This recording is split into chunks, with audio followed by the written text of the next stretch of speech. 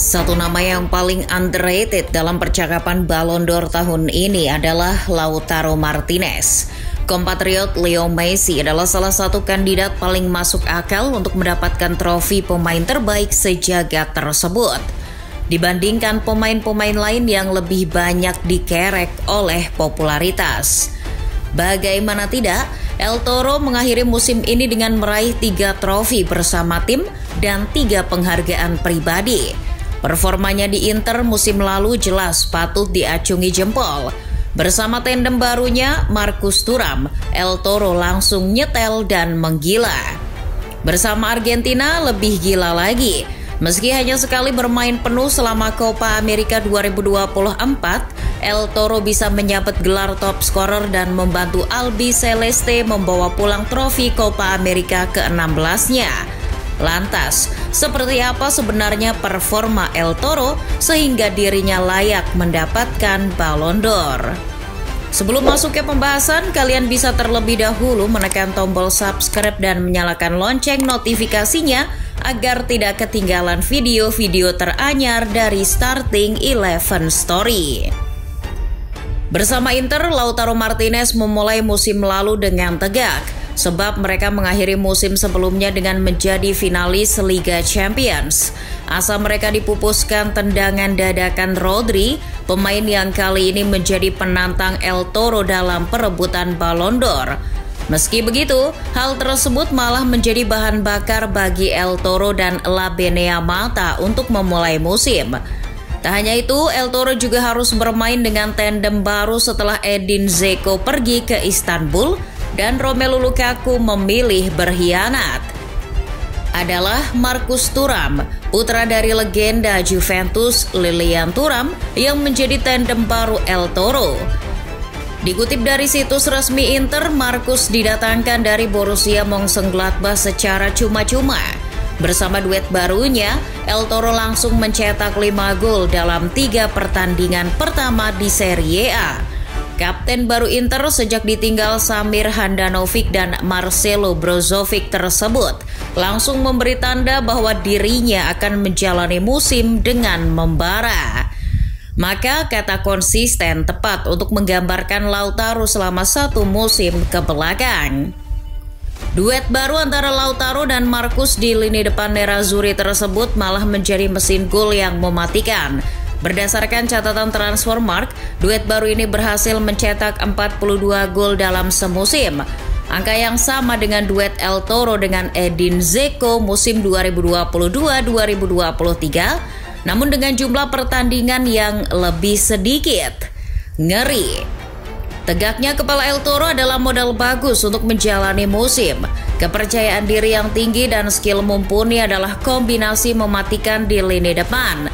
Amuk sang banteng di sepanjang musim pada akhirnya membawanya pada berbagai gelimang penghargaan.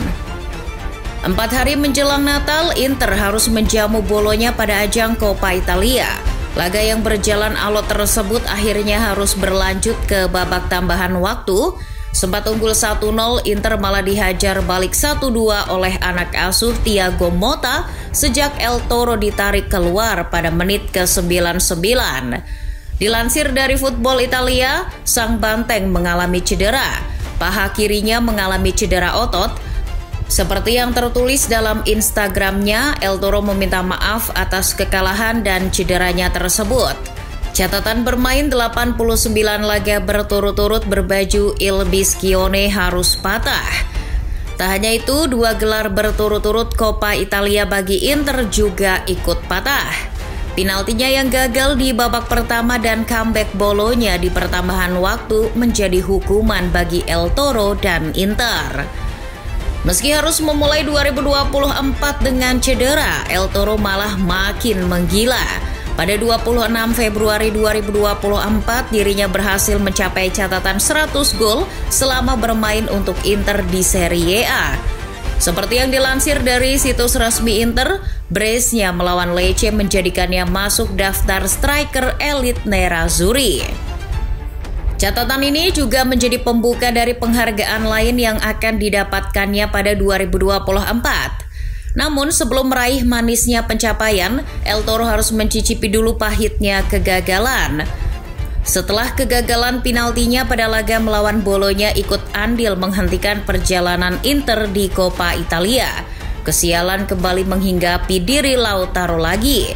Kegagalan eksekusinya saat sesi penalti membuat langkah Inter di Liga Champions juga terhenti. Sang finalis harus pulang lebih awal. Tak hanya itu, dirinya juga sempat diganggu dengan isu perpanjangan kontraknya yang tak kunjung selesai. Baik Inter dan Lautaro sebenarnya sudah bersepakat untuk tetap bersama, namun mereka tak kunjung mencapai kata sepakat di atas kertas. Masalah ini berjalan hingga akhir musim dan baru rampung setelah ajang Copa America 2024 selesai. Tahun 2024 adalah tahun gemilang bagi Lautaro Martinez. Juru gedor timnas Argentina tersebut meraih banyak penghargaan dan pencapaian di tahun tersebut, baik pencapaian bersama tim maupun pencapaian pribadi. Sebuah catatan yang belum diraihnya di musim-musim sebelumnya. Bersama Inter, gelarnya dibuka dengan raihan Supercoppa Italiana setelah gol sematawayangnya berhasil menumbangkan juara Serie A 2022-2023 Napoli. Sebagai catatan, di Italia, baik Serie A, Coppa Italia, dan Supercoppa Italiana, ketiganya dianggap sebagai trofi yang sama pentingnya. Ketiganya setara dan sama-sama berharga, sesuatu yang mungkin berbeda dengan budaya di liga top lainnya. Gelar ini juga membuat Inter menjadi juara selama 3 musim berturut-turut. Setelahnya, pesta besar-besaran terjadi di Milano. Jelas membuat sang tetangga AC Milan risih bukan main. Inter berhasil terlebih dahulu meraih Seconda Stella atau bintang kedua setelah gelar Scudetto-nya tahun 2024 ini menjadi gelar ke-20. Mengalahkan AC Milan dengan 19 gelar. Sebagai kapten, ini merupakan prestasi yang tak semua orang bisa lakukan.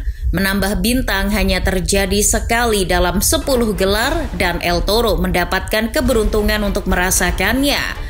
Selain itu, gelar Capocannoniere atau top scorer Serie A juga diraihnya. Walaupun entah karena pertimbangan apa dirinya tidak menjadi best striker Serie A dan gelar tersebut diberikan ke Dusan Vlahovic. Namun hal tersebut bisa diobati dengan gelar pemain terbaik Inter 2023-2024. Bersama Albi Celeste, sang banteng lebih gila. Meski hanya tampil penuh melawan Peru, El Toro malah keluar menjadi top scorer dengan 5 gol. Dirinya menjadi pilihan ketiga Lionel Scaloni di bawah Leo Messi dan Julian Alvarez. Namun, El Toro bukan striker kelas teri. Dirinya mengamuk dan menunjukkan pada dunia bahwa dirinya adalah mesin gol yang dapat diandalkan.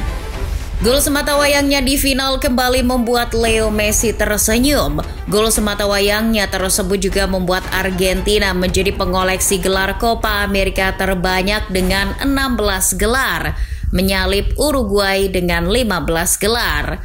Dari semua turnamen mayor yang diikuti Messi dan Lautaro secara bersama, hanya Copa America 2019 saja yang gagal mereka bawa pulang. Sisanya mereka babat habis. Berdasarkan penjelasan-penjelasan tersebut, Lautaro adalah calon yang lebih masuk akal untuk meraih Ballon d'Or dari calon-calon lain, termasuk Leo Messi. Penampilan calon lain seperti Vinicius Junior dan Jude Bellingham hanya moncer di level klub. Bersama tim nasional, mereka melempem. Kandidat terkuat yang akan bisa menjegal El Toro dari trofi Ballon d'Or adalah Rodri dan Dani Carvajal. Catatan apik secara individual sebagai striker bisa menjadi modal berharga bagi Lautaro untuk mengungguli duo juara Eropa tersebut. Meski masih ada satu hal yang bisa menjegal jalan Lautaro menuju Ballon d'Or. Batu sandungan tersebut adalah popularitas. Tak dipungkiri, popularitas adalah salah satu variabel penting dalam pemilihan pemenang Ballon d'Or. Masih ingat kasus Wesley Sneijder yang gelarnya tercuri karena popularitas Leo Messi pada 2010? Hal tersebut jelas bisa terjadi kapanpun di Ballon d'Or, sebab penghargaan ini berbasis pada voting untuk mencari kandidat dengan hasil kualitas tertinggi tanpa harus bersusah payah memikirkan penilaian kuantitatifnya. Kapten Inter tersebut jelas bisa kembali mengulangi nasib pahlawan treble Inter pada 2010. Performa ciamik bisa takluk di hadapan popularitas. Lautaro Martinez memiliki segalanya kecuali popularitas untuk meraih gelar pemain terhebat sejagat. Semoga nasib baik selalu bersama El Toro.